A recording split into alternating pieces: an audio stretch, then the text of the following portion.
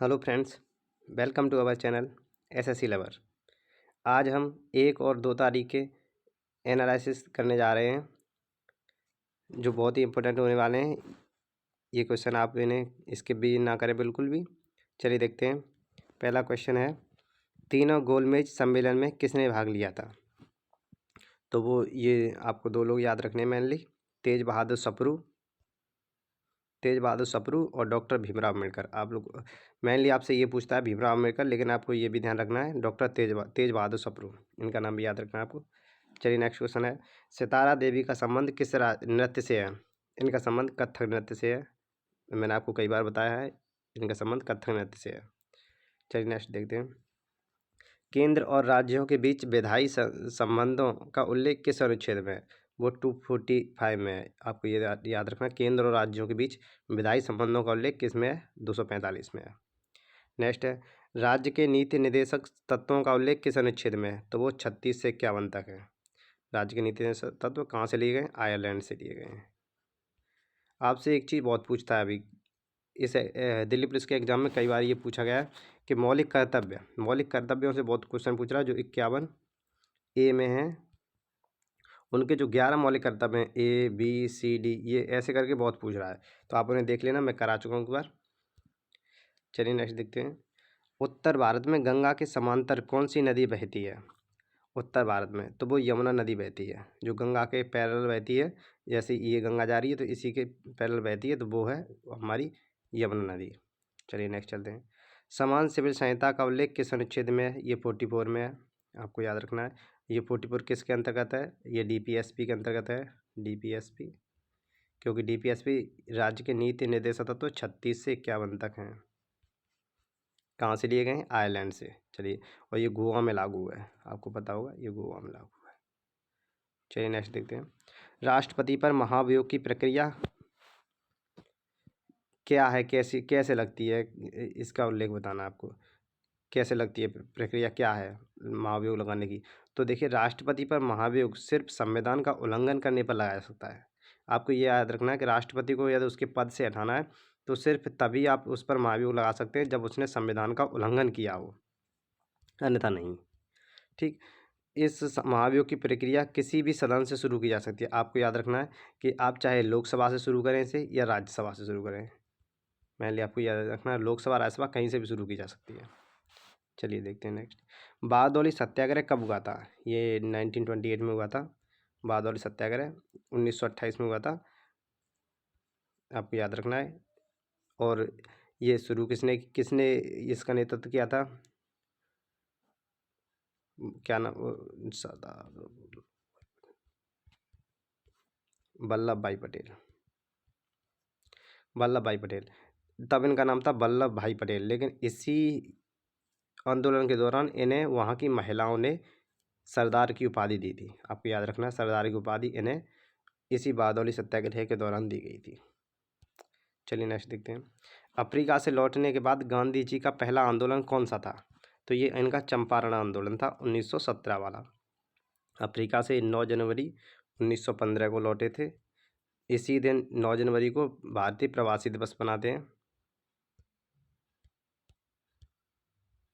9 जनवरी क्या मनाते हैं? 9 जनवरी को भारतीय प्रवासी दिवस भी मनाते हैं, आपको याद रखना है। चलिए नेक्स्ट देखते हैं, 2011 में भारत का जनगणना क्या था? जनगणना में 2011 के अनुसार तो वो 382 था। ठीक, आपको याद रखना है। और जनसंख्या के मामले में यूपी पहले नंबर पर था, सबसे यूपी के बाद सबसे कम में सिक्किम था, आपको ये चीज़ याद रखनी है।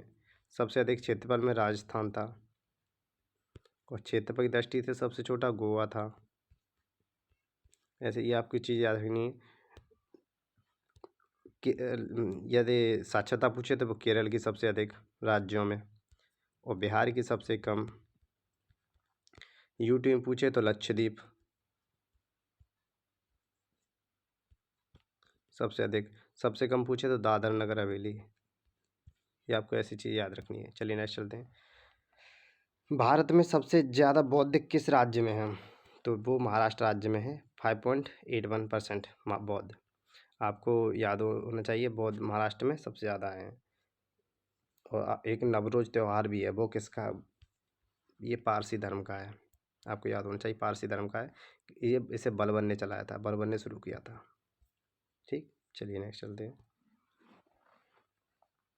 क्रिकेट की पिच की लंबाई कितनी होती है? ये 22 गज होती है, 22 गज या 20.12 मीटर होती है। आपको याद रखना है, 22 गज में नाप लीजिए, इस 12 मीटर होती है।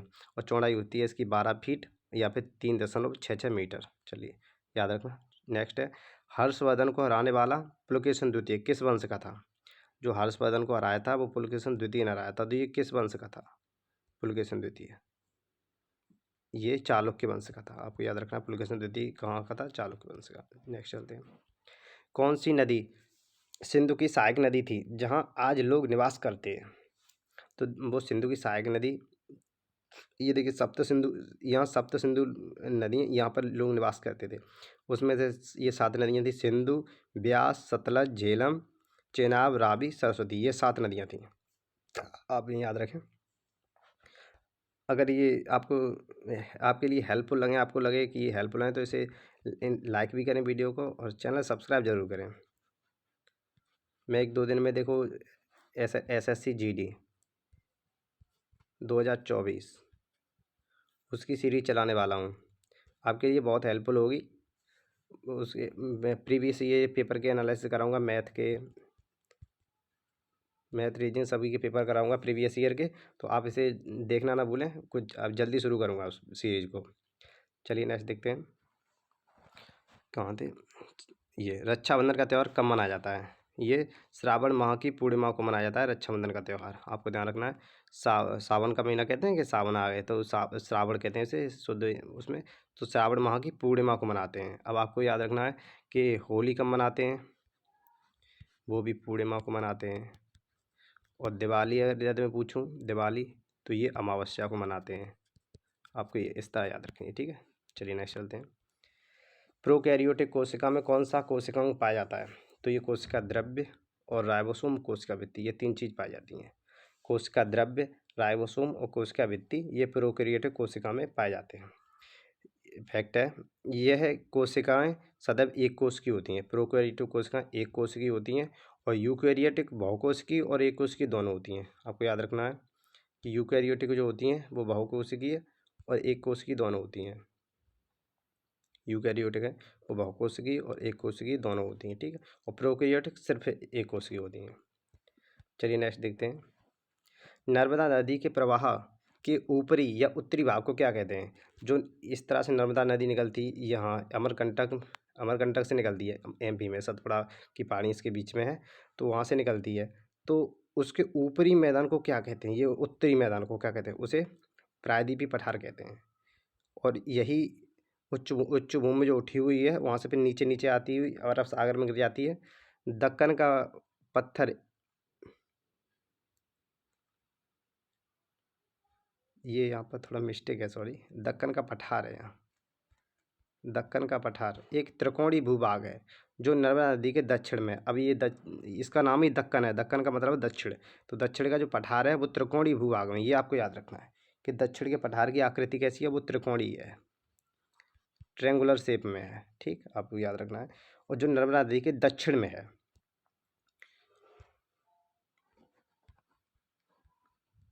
विंध्य, नर्मदा, सतपुड़ा, ताप, ये BNST होता है। विंध्य नदी, विंध्य पहाड़ी होती है नर्मदा नदी के ऊपर, और सतपुड़ा इसके बीच में, ताप्ती नदी के बीच में होती है। आपको ध्यान रखें। चलिए नेक्स्ट देखते हैं। नर्मदा नदी के, ये हो गया। नेक्स्ट है the race of my life, ये कितनी बार न पूछी गई होगी? ये पुस्तक इसी दिल्ली पुलिस के एग्जाम में कई बार पूछी गई है, ये पुस्तक है। और क्रिकेटरों की पुस्तकें हैं, बहुत पूछी जा रही हैं क्रिकेटरों की। The test of my life काफ़ी पूछी गई है, test of my life, the test of my life किसकी पुस्तक है? युवराज सिंह। मैं लिख देता हूँ, the test of my life.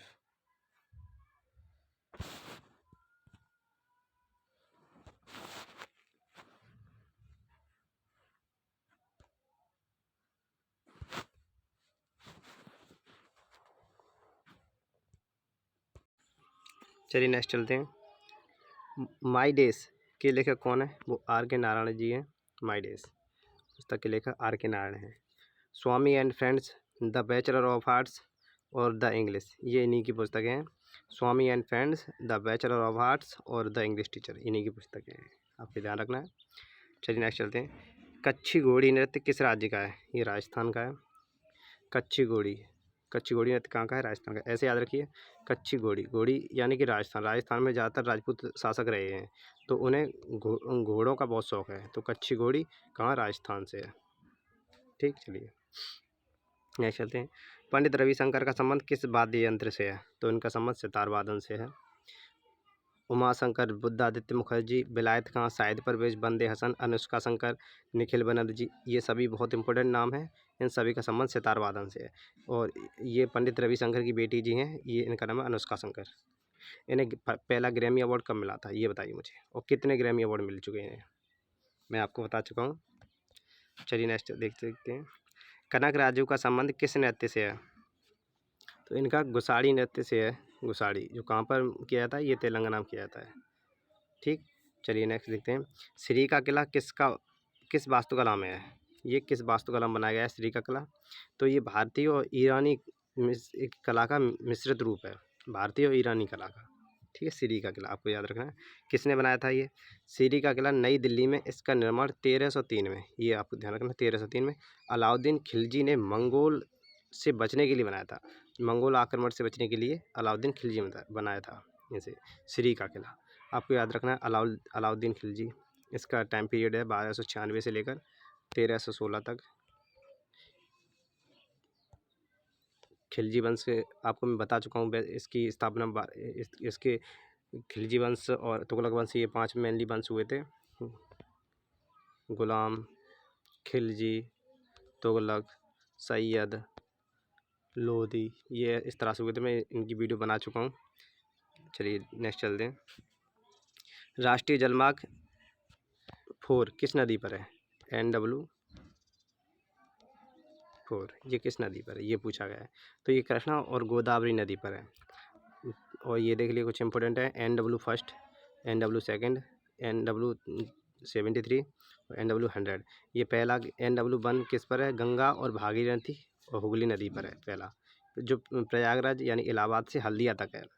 और सेकंड है NW2, ये ब्रह्मपुत्र नदी पर है, जो सादिया से डुबरी तक है। सादिया से डुबरी तक, ये आपको ध्यान रखना है। NW2 ये ब्रह्मपुत्र नदी पर है, सादिया से डुबरी तक। और NW73 ये कहाँ पर? ये नर्मदा नदी पर है। और NW100 ये तापी नदी पर है, जो गुजरात में है। इसे याद रखिए NW1 को और सेकंड को।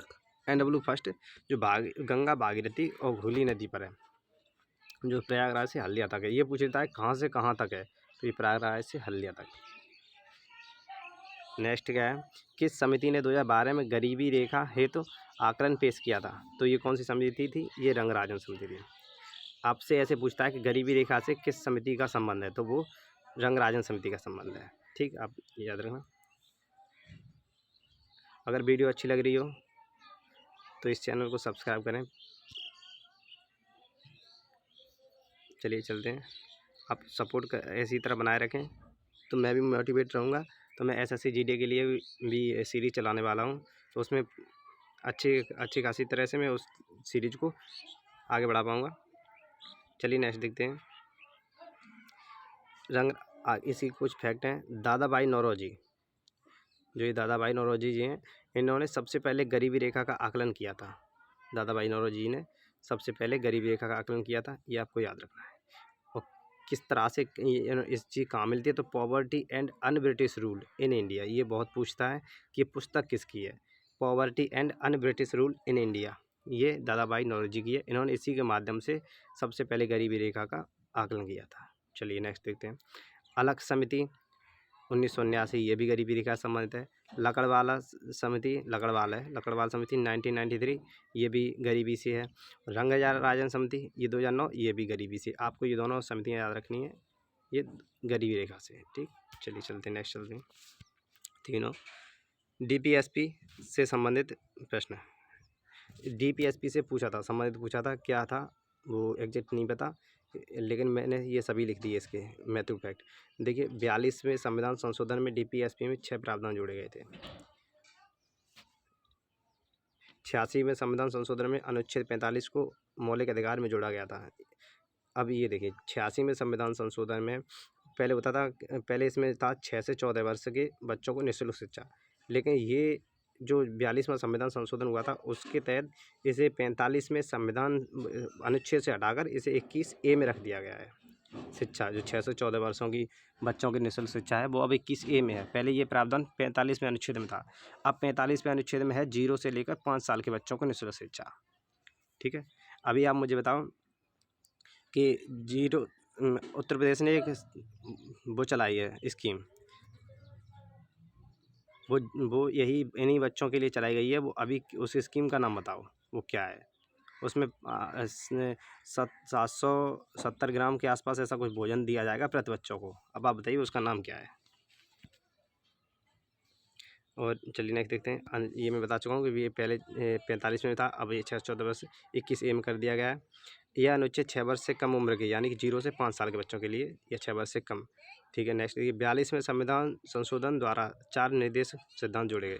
देखिए ये बच्चों के स्वस्थ विकास के लिए ये 39 जोड़ा गया था, ये आप देख लेना।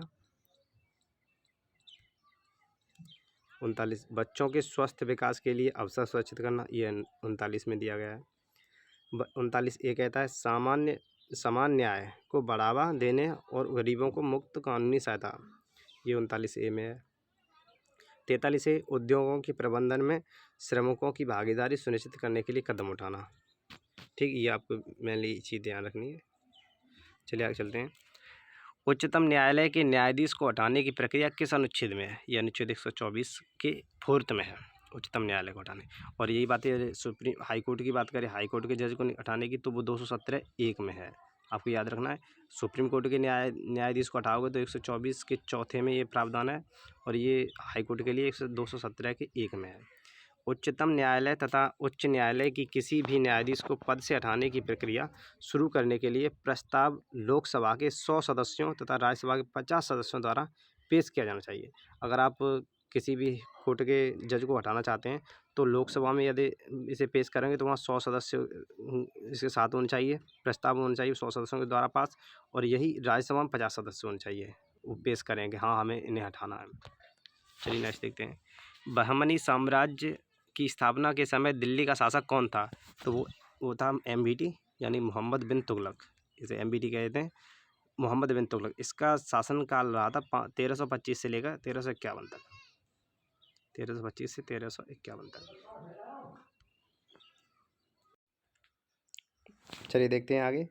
बहमनी सल्तनत की शुरुआत 1300 या स्थापना मान लीजिए, स्थापना 1347 में बहमन शाह नामक शासक ने की थी। स्थापना कब हुई? 1347 में बहमन शाह ने की थी। नेक्स्ट है, बहमनी सल्तनत को दक्कन के क्षेत्र में पहला मुस्लिम राज्य के रूप में जाना जाता है। आपसे पूछे पहला दक्षिण में मुस्लिम राज्य कौन सा था, तो बहमनी सल्तनत या बहमनी साम्राज्य ही था जो दक्कन में पहला मुस्लिम राज्य इसे माना जाता है। चलिए नेक्स्ट देखते हैं। भारत का सबसे बड़ा फुटबॉल स्टेडियम कौन सा है। वो सॉल्ट लेक है। ये कहाँ पर है? कोलकाता में। आपको याद रखना है, फुटबॉल का सबसे बड़ा भारतीय स्टेडियम वो सॉल्ट लेक है। इसे विवेकानंद युवा स्टेडियम के नाम से भी जाना था, स्वामी विवेकानंद के नाम से भी जाना था इसे। ठीक, नेक्स्ट देखते हैं। आधुनिक नृत्य का जनक किसे कहते हैं। ये उमाशंकर जी को कहते हैं, उमाशंकर। इनका संबंध आपको पता होगा, सितार वादन से है, मैं आपको बता चुका हूँ, सितार वादन से। देखिए आधुनिक नृत्य का जनक किसे कहते हैं, ठीक है, मैंने आपको बताया उदय शंकर। चलिए नेक्स्ट देखते हैं। उदय शंकर, सॉरी उमाशंकर नहीं, उदय शंकर, बाय मिस्टेक, उदय शंकर, उदय शंकर हैं ये, उदय शंकर। चलिए नेक्स्ट देखते हैं। कलामंडलम गोपी का संबंध किस नृत्य से। कलामंडलम गोपी, इनका कथकली से संबंध है। कलामंडलम गोपी का संबंध किससे है? कथकली से। आपको ध्यान रखना है, कलामंडलम गोपी का संबंध कथकली से है। चलिए नेक्स्ट देखते हैं। मंगल पांडे ने क्रांति की शुरुआत कहाँ से की थी। इन्होंने क्रांति की शुरुआत कहाँ से की थी, तो 29 मार्च 1857 को पश्चिम बंगाल के बैरकपुर से की थी, बैरकपुर छावनी से इन्होंने क्रांति की शुरुआत की थी, आपको याद रखना है। ठीक है, और काफ़ी लोग हैं। बेगम हजरत महल ने कहाँ से की थी? लखनऊ से की थी। नाना साहब ने कहाँ से की थी? नाना साहब का नाम धौंधू पंत था। ये ऐसे कई फैक्टर मैं बता चुका हूँ। देखिए, कानपुर में 1857 विद्रोह का नेतृत्व किसने किया? वो नाना साहब ने किया था। चलिए नेक्स्ट देखते हैं। हिंदुस्तान सोशलिस्ट रिपब्लिकन एसोसिएशन, जिसे SSRA कहते हैं, की स्थापना किसने की? तो भगत सिंह, चंद्रशेखर आज़ाद और सुखदेव सिंह, इन्होंने की थी। 1928 में दिल्ली में फिरोजशाह कोटला के मैदान में हुई थी।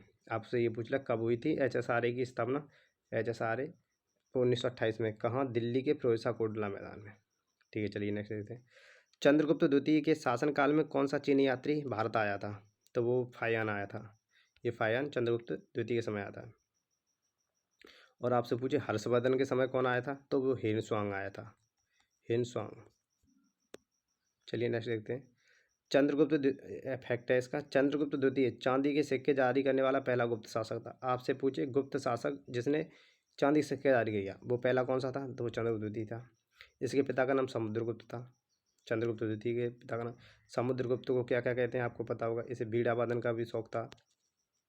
इसे भारत का नेपोलियन भी कहते हैं, क्योंकि कहा जाता है कि इसने कोई भी युद्ध नहीं हारा था, इसलिए इसे नेपोलियन भी कहते हैं। चलिए नेक्स्ट क्वेश्चन चलते हैं। जादू टोना या बच्चों को नज़र लगने पर कौन सा नृत्य किया जाता है? तो ये छम नृत्य, आपको याद रखना है, छम। ये छत नहीं, हिमाचल में भी किया जाता है। ये हिमाचल राजस्थान, यहाँ भी ये किया जाता है, तो आपको याद रखना है छम नृत्य ये। चलिए नेक्स्ट देखते हैं। AR रहमान को ऑस्कर अवार्ड कब मिला? इन्हें 2009 में ऑस्कर अवार्ड मिला था। उन्होंने स्लम डॉग मिलियनेयर, और इन्हें 2 बार मिला था। 2 ऑस्कर पुरस्कार जीते थे इन्होंने स्लम डॉग मिलियनेयर के लिए। चलिए नेक्स्ट देखते हैं। रणजी ट्रॉफी की शुरुआत कब हुई थी? तो ये 1934 में हुई थी, आपको याद रखना है। 1934 में इसकी शुरुआत हुई थी रणजी ट्रॉफी की। ये क्रिकेट की सबसे पुरानी प्रतियोगिता मानी जाती है रणजी ट्रॉफी। आपको याद है, इसका संबंध क्रिकेट से है, आपको ये भी याद रखना है, क्रिकेट से है। खान अब्दुल गफ्फार खान ने कौन सा आंदोलन चलाया था? तो उन्होंने खुदाई खिदमतगार चलाया था।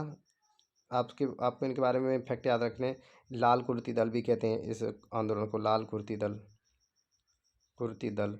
आपसे पूछे कि पहले गैर भारतीय कौन थे जिनको ये अवार्ड दिया गया था भारत रत्न? भारत रत्न पाने वाले पहले गैर भारतीय, तो वो यही थे, खान अब्दुल गफ्फार खान। 1987 में, मे बी 1987, और 1990 में मिला था, दूसरे थे नेल्सन मंडेला जी, नेल्सन मंडेला। आपको ये दोनों नाम याद रखने। नेल्सन मंडेला कब मिला? 1990 में, और इन्हें 1987 में, याद रखना। चलिए नेक्स्ट देखते हैं। इनके फैक्ट हैं, इन्हें जैसे सीमांत गांधी कहते हैं, सीमांत गांधी, या बच्चा बच्चा खान के नाम से भी जाना जाता है इन्हें। खुदाई खिदमतगार आंदोलन को लाल कुर्ती दल के नाम से भी जाना जाता था। मैं बताया, इसे लाल कुर्ती दल के नाम से जानते हैं, याद रखना। इसे इन्होंने ये चलाया था 1930 में चलाया था। ठीक है, आप याद रखना। चलिए नेक्स्ट देखते हैं। राज्यपाल के लिए न्यूनतम उम्र कितनी है? तो आपको पता होगा 35 है राज्यपाल के लिए। राज्यपाल राष्ट्रपति के लिए दोनों यही है, राष्ट्रपति के लिए। लोकसभा के मेंबर के लिए कितनी है? 25। और यही राज्यसभा के लिए पूछे तो वो 30। आपको ऐसे याद रखना है, ठीक। चलिए नेक्स्ट देखते हैं। पर्णपाती वन कौन सा है? तो वो ये जो सागौन का पेड़ होता है, ये चंदन का, ये देवदार, ये दोनों पर्णपाती वनों के उदाहरण हैं तीनों। चलिए नेक्स्ट देखते हैं। IO की फुल फॉर्म क्या है? तो इसकी है Indian Olympic association, Indian Olympic association, Indian Olympic association, इसकी फुल फॉर्म है। चलिए नेक्स्ट देखते हैं। हाँ, इसकी शुरुआत हुई थी 1927 में, आपको याद रखना है।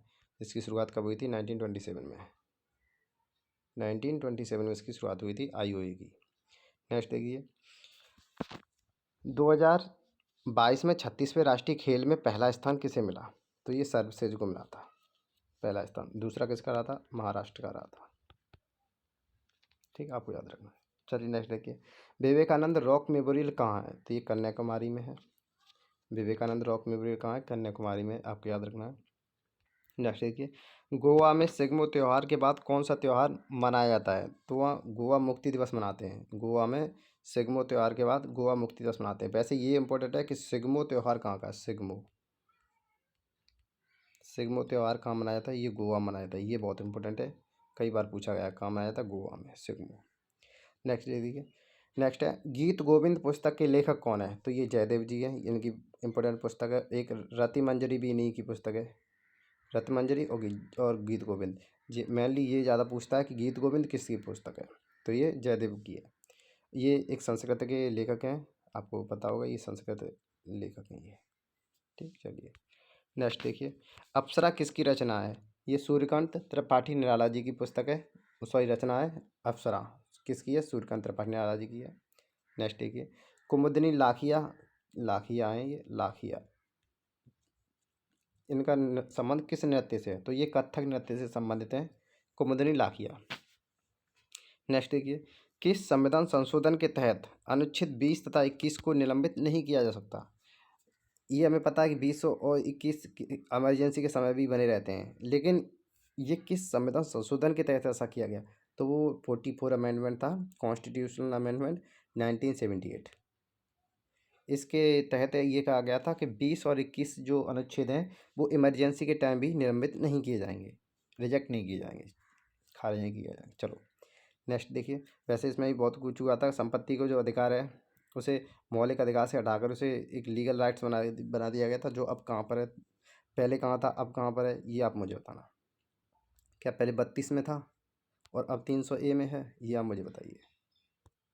चलिए, न्यायिक पुनरावलोकन की अवधारणा किस देश से ली गई है? तो ये संयुक्त राज्य अमेरिका से ली गई है। आपको पता होगा यहीं से मौलिक अधिकार भी लिए गए हैं, अमेरिका से मौलिक अधिकार। और ये बताइए मौलिक कर्तव्य कहाँ से लिए गए हैं? कर्तव्य क्या रूस से लिए गए हैं? चलिए नेक्स्ट देखते हैं, लाई हरोबा उत्सव किस राज्य का है? तो ये मणिपुर का है। लाई हरोबा कहाँ पर है? मणिपुर में। ठीक, चलिए आगे देखिए, ओलंपिक में कितने रिंग्स होते हैं? ये 5 रिंग्स होते हैं। चलिए नेक्स्ट देखते हैं, इंडिया यूथ गेम्स का पहला संस्करण कहाँ हुआ था? तो ये नई दिल्ली में हुआ था। कब हुआ था? 2018 में। ठीक, चलिए नेक्स्ट देखते हैं, the race of my life, ये कई बार पूछी गई पुस्तक है। The race of my life ये किसकी पुस्तक है? मिल्खा सिंह जी की है। और ये राष्ट्रमंडल खेल में स्वर्ण पदक जीतने वाले पहले भारतीय थे, आपको याद रखना है। राष्ट्रमंडल खेल में, अभी राष्ट्रमंडल खेल जो 2022 हुए थे, ये कहाँ हुए थे? बर्मिंघम में। कहाँ पर है ये? कनाडा में है। और पहले राष्ट्रमंडल खेल ये कहाँ हुए थे? ये भी बर्मिंघम में हुए थे, आपको याद रखना है। ठीक है, चलिए चलते हैं नेक्स्ट देखिए, 1919 का सत्याग्रह किसके खिलाफ चलाया गया था? तो ये रोलर एक्ट के खिलाफ चलाया गया था, जिसे बिना अपील बिना दलील बिना अपील का कानून कहते हैं इसे। और इसे हाँ बिना अपील बिना दलील का कानून कहते हैं रॉलेट एक्ट को। ठीक, और इसे काला कानून भी कहते हैं इसे। चलिए देखते हैं नेक्स्ट, गांधी जी ने चलाया था। सातवाहन वंश के किस शासक ने दक्कन में विस्तार किया था? तो ये गौतमीपुत्र सतकर्णी थे, इन्होंने दक्कन में भी इसका विस्तार किया था, सातवाहन का। और सातवाहन वंश का शासक कौन था, यानी कि संस्थापक? तो वो सिमुक था।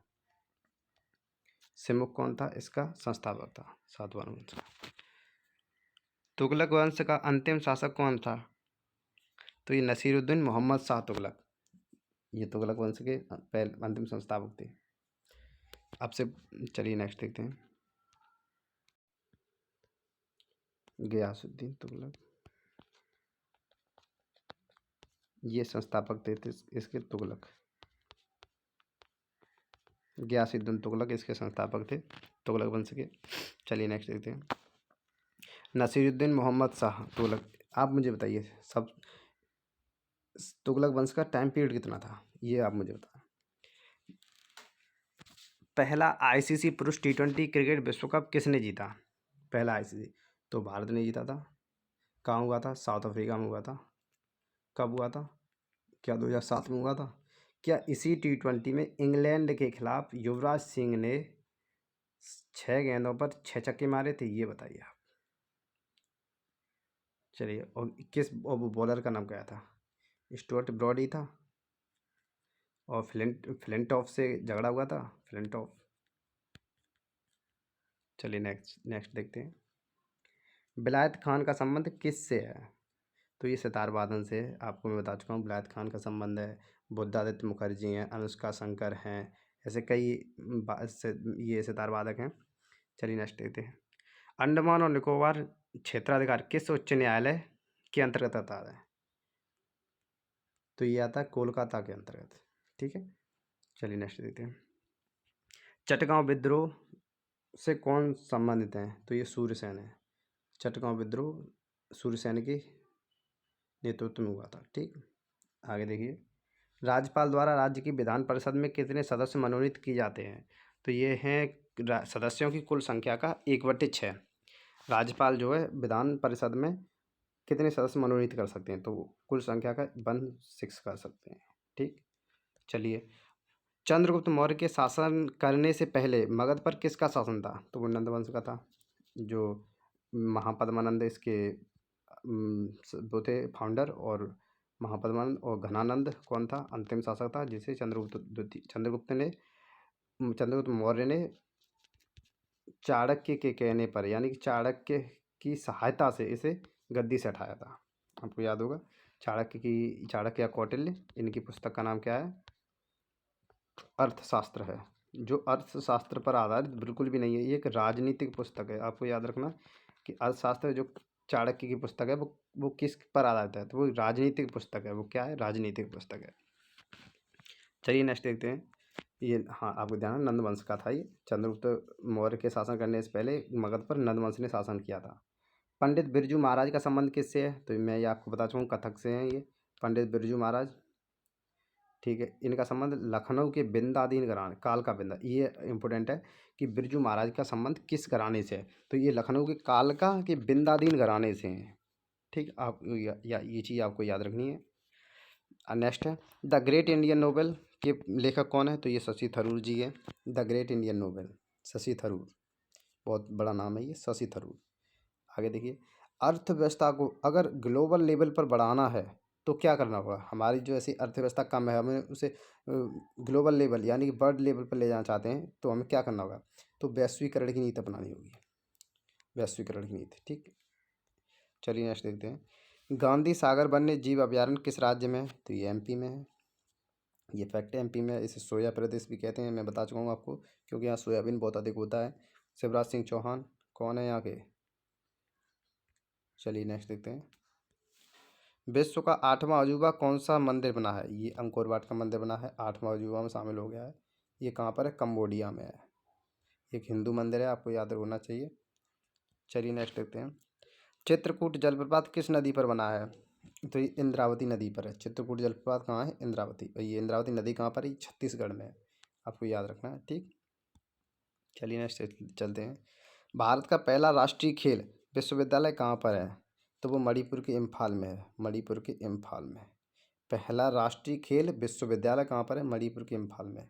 छत्तीसगढ़ से याद आया, अभी बोर्ड आज खुल रहे हैं, आज 3 दिसंबर है, आज बोर्ड खुल रहे हैं। तो आप मुझे बताइए कितने राज्यों में बोर्ड पड़े थे अभी? आपको याद रखना, बोटिंग से बहुत क्वेश्चन आएंगे आपके एग्जाम में, SSC GD में आने वाले में, कि कौन कहाँ का प्रधानमंत्री CM बना है, इससे प्रश्न पूछे जाएंगे। चलिए नेक्स्ट देखिए आगे। भारत में राष्ट्रीय खेल दिवस कब से मनाना प्रारंभ हुआ? जो राष्ट्रीय खेल दिवस है, जो 29 अगस्त को मनाते हैं हम, वो कब से मनाते हैं? तो 29 अगस्त 2012 से, 2012 से ये शुरू हुए थे। किसकी याद में मनाते हैं, ये बताइए 29 अगस्त को? मेजर, आगे आप नाम लिख दीजिए पूरा। चलिए नेक्स्ट देखते हैं। 1930 में दांडी यात्रा कहाँ से प्रारंभ हुई थी? 1930 में तो ये अहमदाबाद के साबरमती आश्रम से ये शुरुआत हुई थी इसकी। दांडी यात्रा कहाँ शुरुआत हुई थी? अहमदाबाद साबरमती आश्रम से। चलिए नेक्स्ट देखते हैं। अनुच्छेद 312 का संबंध किससे है? तो इसका संबंध अखिल भारतीय सेवाओं से है, इसका 312 का संबंध। ठीक है, चलिए नेक्स्ट देखते हैं। महाराज देव राय प्रथम का संबंध किस वंश से था? तो इनका संबंध संगम वंश से था। महाराज देवराय प्रथम का संगम वंश से था। नेक्स्ट, सॉरी, इतने ही क्वेश्चन थे। आई होप ये वीडियो आपको बहुत पसंद आएगा। कृपया इस लाइक करें और चैनल को सब्सक्राइब जरूर करें। मैं आगे आने वाले समय में मैं एसएससी जीडी और एसएससी सीजीएल सीएचएस इन पेपरों का भी एनालिसिस कराऊंगा। मैं जो प्रीवियस ईयर पेपर हैं, जो प्रीवियस ईयर हैं, वो पेपर में कराऊंगा आपको जीडी के और एसएससी सीजीएल सीएचएस सबके पेपर कराने वाला हूं। तो कृपया आप जुड़े रहें इस चैनल से। यदि आपको ये कंटेंट थोड़ा भी पसंद आए तो इसे लाइक और चैनल को सब्सक्राइब जरूर कर लें। चलिए, मिलते हैं नेक्स्ट वीडियो में। धन्यवाद।